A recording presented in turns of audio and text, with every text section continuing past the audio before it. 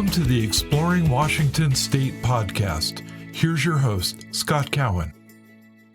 Hey, everybody. Welcome to another episode of Exploring Washington State. I am your guest host, MacKenzie. I have not been on for a while, but I am super excited to be sitting down with David from Rainier Watch today.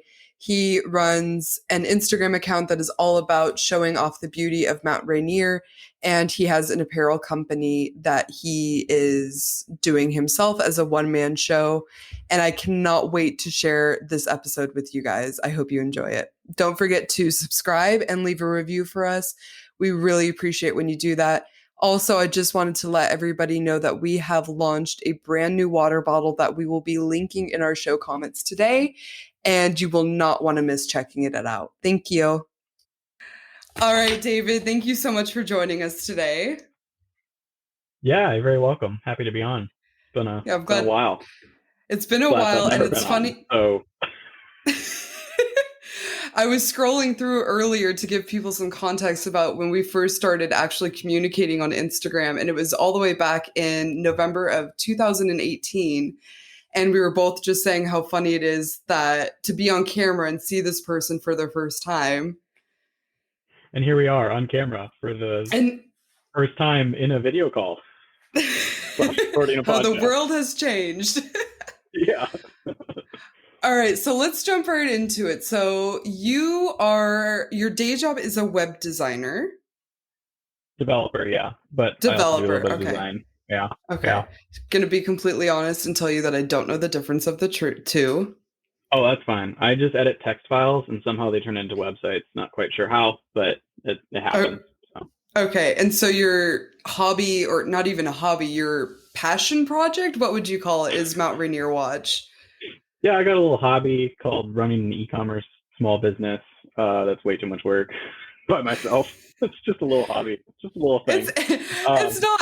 I don't mean hobby in like a demeaning way. I mean as a side hustle, as a passion project. How you define it to people? Yeah, it's a great question. Still working on that. I call it just a small business. I have a small business called Rainier Watch. It's kind of just like a Mount Rainier fan club of sorts, and design and sell sweet apparel that gives back to the parks. Yeah, and it all started back in 2013 with your original tweet. Yeah, which are probably pretty cringy. But it was 2013, and I was commuting from the Green Lake area in Seattle to downtown Seattle for a job. And I was on the bus, and those days when the mountain was out were just awestruck. Like, it was the coolest thing ever. Of course, as everyone knows, when it's out, it never gets old. And so being sort of a tech enthusiast kind of person, I was thinking there's got to be some way online for people to know if the mountain's out. It's so cool. How do I find out if the mountain's out?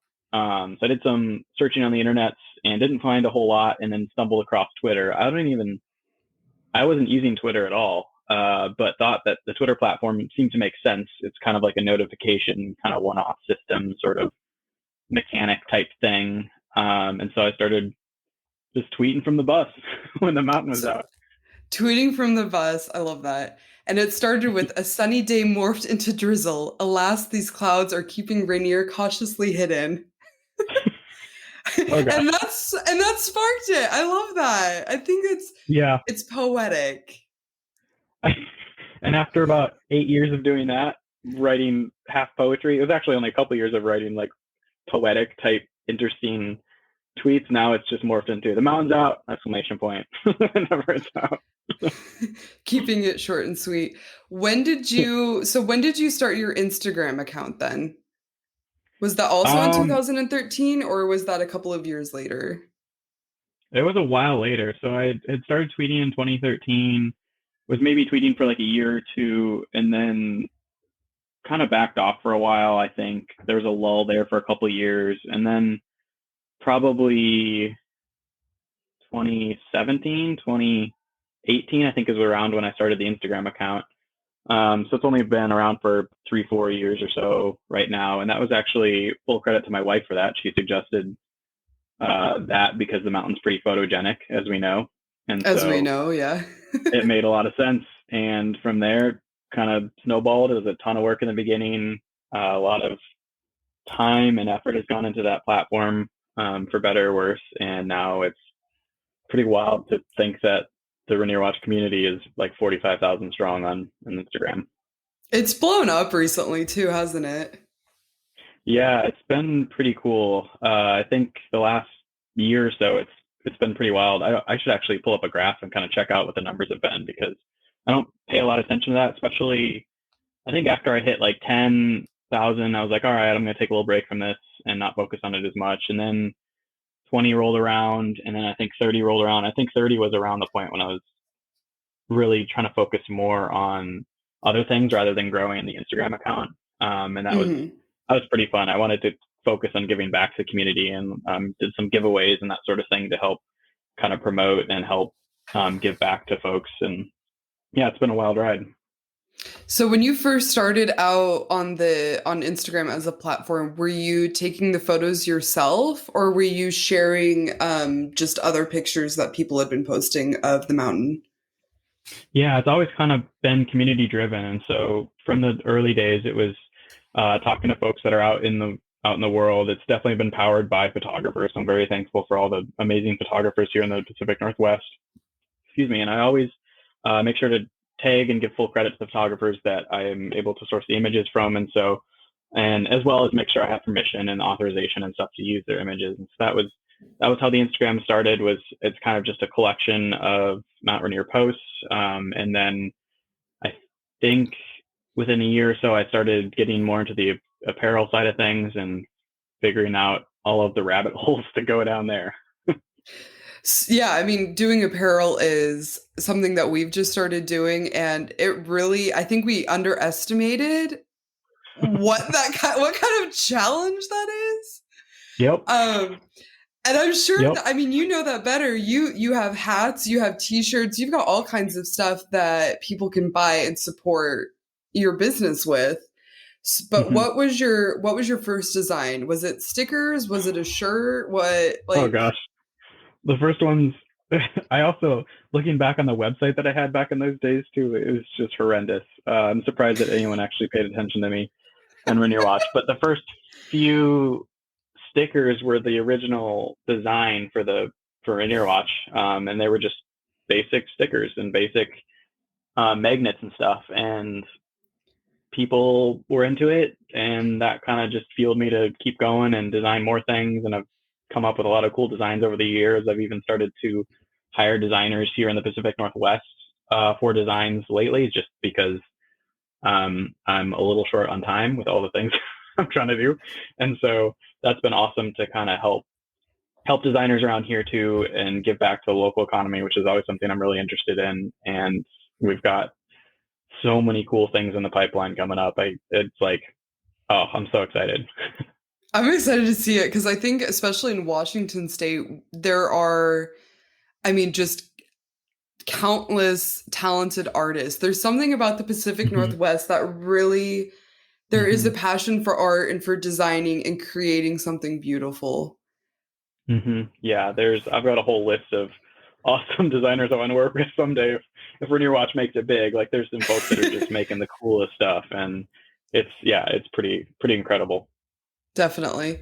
So what does the Rainier Watch community mean for you personally? What about the mountain made you feel so passionate that you wanted to start this community? And now that you've got this community, what does that give you, like on a personal level?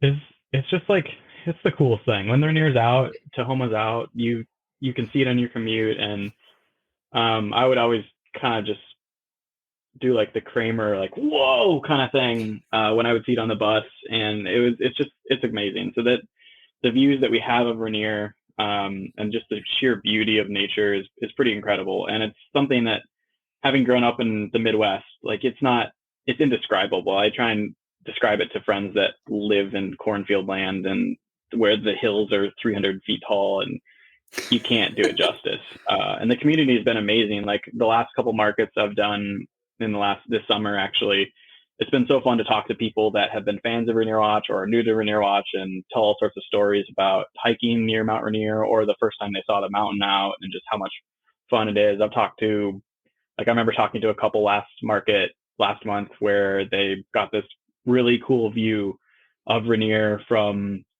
their acreage, basically, that they've got out kind of in the country. And they wake up every morning and just stare at the mountain. And I got pretty jealous at that point.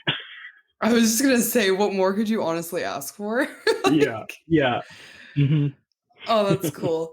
So, what originally brought you then to the Seattle area if you're from the Midwest, if that's where you grew up? Mm-hmm. Was it school or No, I had a bunch of friends actually in the Seattle area, and so that was kind of an attraction point. I am familiar with the area. My mom grew up in Central Washington actually, and so I've had a lot of relatives in the area as well, and we visited quite often when I was growing up. So Washington's always been pretty familiar to me. I was technically born in Seattle, actually, fun fact, and moved after like a month or two. Um, so I was born here. I moved away okay? for pretty much my whole growing up period of time.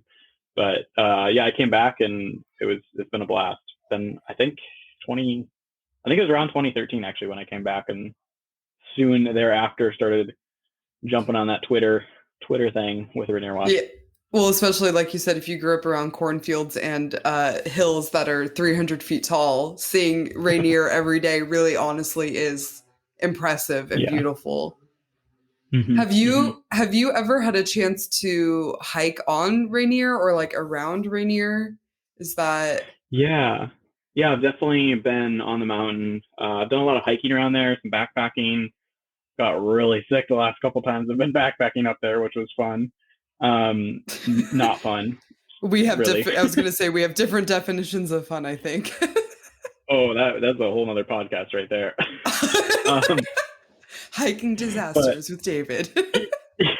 yeah, it's been a blast. And I did some snow camping up on Tahoma, which was also really cool. So hmm definitely been around the mountain quite a bit. I haven't, people always ask if I've summited. That's a lot of work.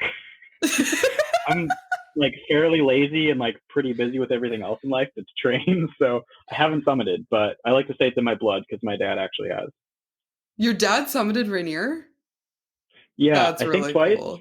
I can never remember. He was a big mountaineer climber kind of dude. Still is Wow. really.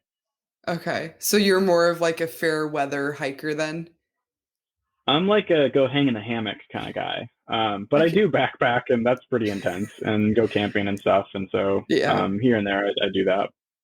I think I'm more of the hang in a hammock type hiker. I'll go for a few Yeah, hours when it's warm, but it's not too hot.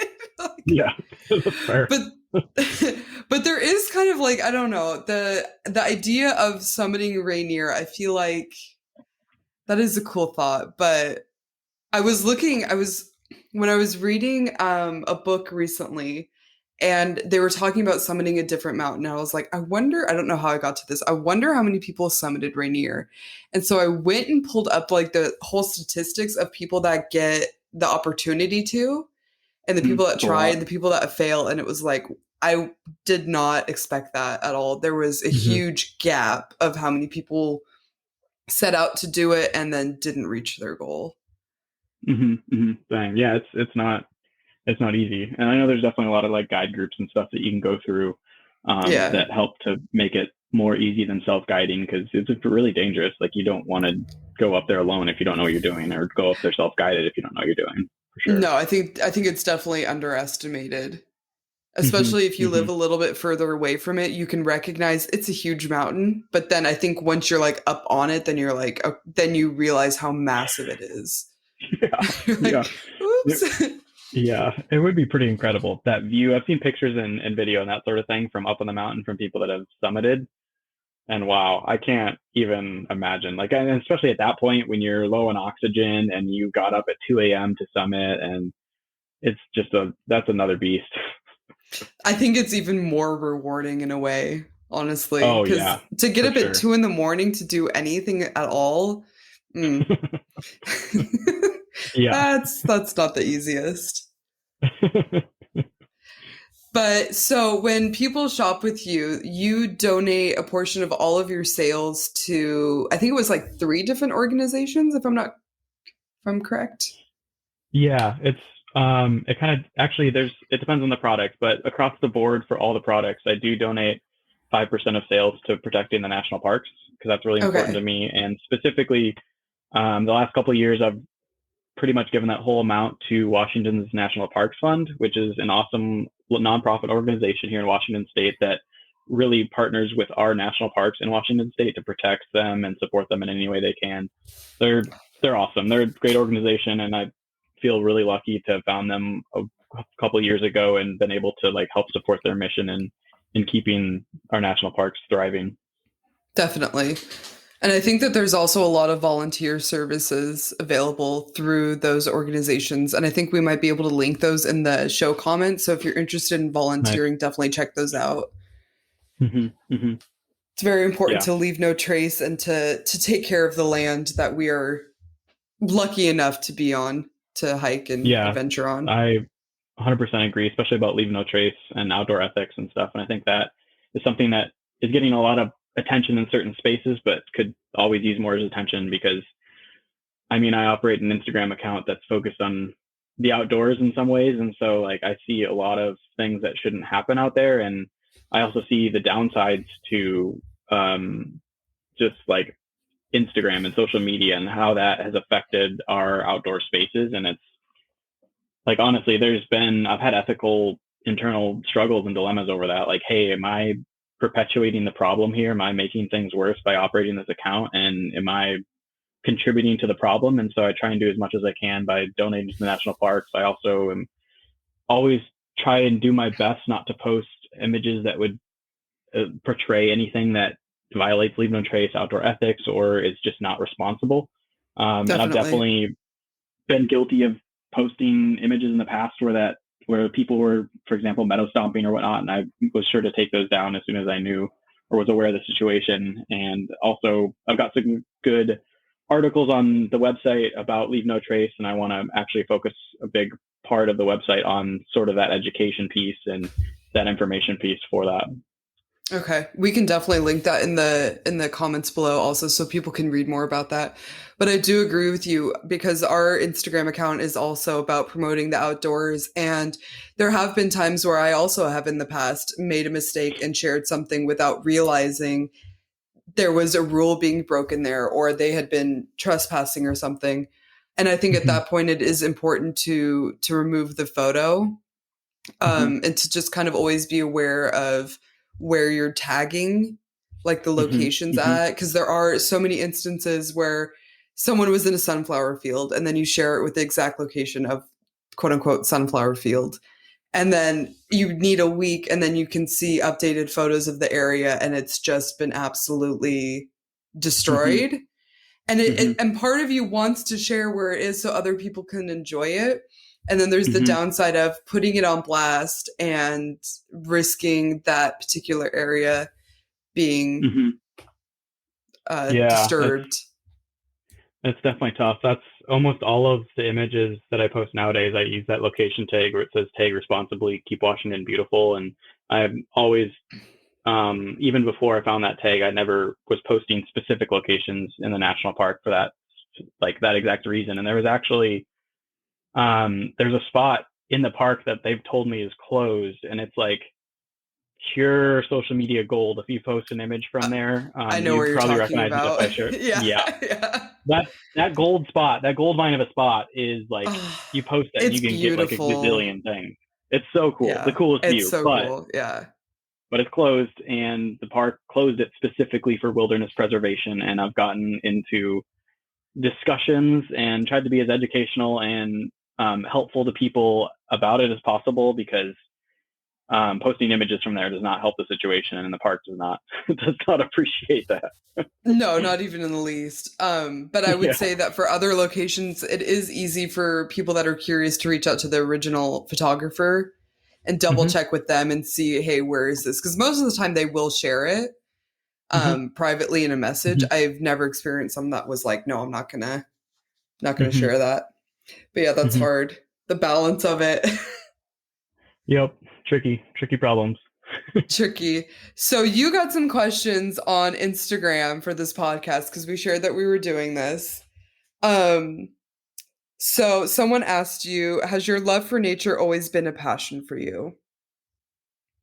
Yeah, I would say for sure. I was lucky enough to have parents that were into the outdoors. Like I mentioned, my dad had climbed Rainier and was very into backpacking and being outside in nature. And we, growing up in Minnesota, we didn't exactly have mountains to go to, but we would always go to parks, state parks, camping, car camping. Like we did that so often growing up. And so I have very fond memories of that. Very thankful for my parents for instilling in that in us from an early age. And then I also remember we would go on road trips. Like we would kind of save our resources and time and go on these family road trips to national parks. And I remember driving over to Yellowstone, driving over to Glacier, and not the quickest drives from Minnesota, but it was just, those were like just really fun times. And I think that love for the outdoors and nature just grew at that early age and has grown since. And now I'm nerdy enough to operate a outdoors apparel company. An outdoor apparel company that just shows off your love for nature. I love that. Someone else wanted to know, why is Rainier so cute? Such a cutie pie. No pressure on this answer. Perfect. It is. It is perfect in every way. Would you say that Rainier is your favorite mountain? Like, if you had to choose a mountain in all of the world, would Rainier be your favorite? I can't say there's any you other can't say no. On the record, of course. No, Rainier Tahoma is the greatest mountain of all time, bar none. Ask me what my favorite mountain is after we're done recording. Just kidding. I'll put that in the show notes too. Mostly. Yeah. Is there anything about your company or yourself that you think would surprise our audience to know or to learn about? People are always shocked. It's been funny talking to customers at the last couple of booths we've done this summer, which it's great that, well, the Delta variant could make this different, but it's great that COVID is kind of on its way out, because that's been absolutely brutal for small businesses like Rainier Watch and been really tough. And so it's been fun to have markets come back up slowly, the in-person markets. And so I did 2 of them last month and the month before, I think it was, but those are always super fun. And one thing that people always ask, like, so who's doing this? Like, when I Instagram with people, like, who on your team does that? Or who does this certain aspect of the business? Who wrote that note in my order? Who packs my order? And usually my brother, who's helping me with these markets. It's been awesome to help me with the markets because they're way more than one person can do. It just points to me and goes, he does everything. So that's the big shocker. There's no marketing department. It's me. There's no merchandise department. There's no wholesale department. There's no web development department. There's no social media department. There's no customer service department. Pretty much like all of the things that would involve running a small business is me. So I've learned a lot. I was just going to say, there must have been learning curves all over the place doing all of that by yourself. Mm-hmm. Mm-hmm. Especially when I think about like social media, like you need a ton of time for that alone. Mm-hmm. And then you're designing clothes, you're looking for suppliers for the items, and you're packaging, and you do write notes with your packages, which is a beautiful touch, might I add. That's a lot of work on top of your other job. Like, do you sleep? No, I got up at 4:45 this morning to work on the website that I'm launching soon. So basically, no. If it's like that Bond villain from that one movie that came out a bunch of years ago, who didn't sleep. Like, if I could do that, I probably wouldn't. But I definitely need sleep, and I try and get as much as I can. But we'll see what the future holds for Rainier Watch, because there's certain things that I've, like, I don't know how long it'll last with it. Like, certain things that are like, all right, I need to. And it's something I've gotten better at, peeking behind the business the last couple of months, is saying no to things and also delegating. And I am working with like a copywriter as well as a social media ad person, and trying to hire out where I can. I don't have a very big budget, and it's hard because a lot of these companies are like, hey, how much do you spend on social ads every month? Is it $5,000 or $10,000? $200. Yeah, exactly. Yeah, I can't afford that. Budget. Yeah. Facebook. So yeah, tell all your friends about Rainier Watch, because there's no marketing that's better than free marketing and personal referrals. It's true, though. Dream alive. Yeah, but yeah, I think that answers. Well, the original question was like, what are people surprised by? What are people surprised about? Yeah, there you go. Yeah. Is this okay? So you woke up at 4:45 in the morning, which is why? I mean, I get it, but no. But is this website that you're Yeah. working on, is this related to Rainier or is this something completely different? Well, if it's Is not it a obvious already, secret? I'm a crazy person, and I decided to rebuild my e-commerce website by myself from scratch in my spare time. Um, so the last As one couple months, does. I don't know. Yeah, I don't know when I started it. Maybe like 6 months ago, probably. But I've been getting up at 5 a.m. before my day job and working on it for like an hour or two, and then in that time also doing other random Rainier Watch stuff. But so I've basically been rebuilding the site from scratch, and it's going to be awesome. Like I'm super excited for it. It should be coming maybe by the time this pod is out. I don't know. I need to finish up a bunch of things and hammer down some bolts that are loose, but it's going to be way better than the other site. It's going to have a lot more potential to be amazing, and it'll make things easier on the back end for me, as well as there's going to be a lot of perks for customers. Like I'll be able to add like reward systems and get so people can get points and be rewarded for their awesome support of Rainier Watch, as well as carbon neutral shipping and various Love other things that. to kind of make it as good as possible for the world, as well as it's just going to be, because I'm making it myself, I'll basically have control over everything. So it's going to be a little quirky, a little bit weird, and a little bit of touches from the 80s because I like the throwback stuff. I was gonna So say stay I have tuned. that retro shirt from you and I loved it because I mean I wasn't born in the 80s, but I saw it and I was like, I love this so much because of this like Yeah. quote unquote retro look to it. Oh yeah, I'm a big fan. I mean, it's pretty obvious if you look at the Rainier Watch shop because there's a lot of throwback stuff Oh, in for it. sure. Is But yeah. so it should be done. Well, this Oh podcast gosh. episode's probably going to be coming out next week, so no pressure. Whew, whew. Um, yeah, That'll, I learned a while ago not to put specific dates on things when it's I not your was day going to job. say there's no pressure to give me a I've made selected that date mistake a right half now. dozen times. Yeah, we're like, oh, this is gonna come out this date, and then it's like a month later. Oh crap. Um, Things come so up. in weeks, it's gonna be weeks, not months, not years, probably. Okay. That's I'm that's what I'm excited. sticking I'm to. excited to see what you do.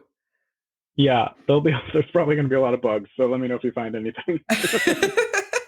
If anyone out there is listening and finds bugs on his website, please send him an email.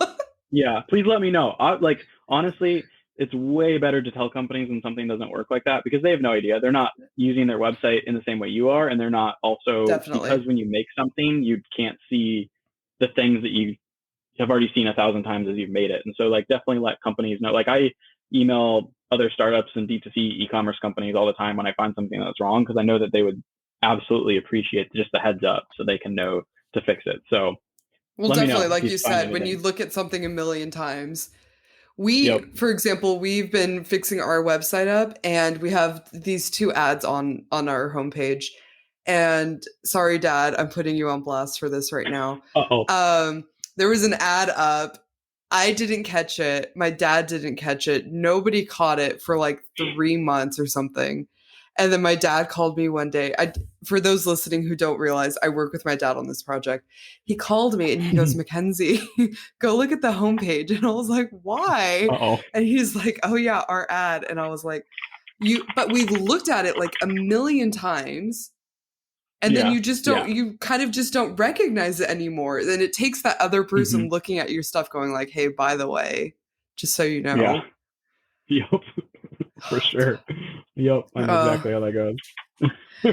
all right. So before we wrap this up, I would like to let those who are listening that when you sign up for Rainier Watch's newsletter, you do receive 10% off on the first order, I believe, if I'm not Yep. Yep. mistaken. Yep. And you'll get announcements about your farmers markets and new products. I'm I'm terrible at emailing stuff out because like it's just another thing for me to do. And so honestly, like you're not going to get a lot of spam emails. It's going to be it's very important things. They don't come that often, maybe monthly-ish. And so yeah, it'll be information about local pop-ups that I'm doing, kind of new products when they come out. You'll know about that as well as like blog posts here and there that come out. I'm working on this new website and it's going to have a lot more content and interesting information for people that just want to find out stuff about Rainier Watch. And so or Mount Rainier actually in general, like just general information that's helpful for people. So yeah, sign up, join that newsletter. I love join that newsletter that. And it's don't worry about getting spammed. Yeah, just the crucial updates for me. That's honestly all they need anyway. Yeah. All right. Thank you so much for being on today. Yeah, it was a blast. Thanks so much for having me.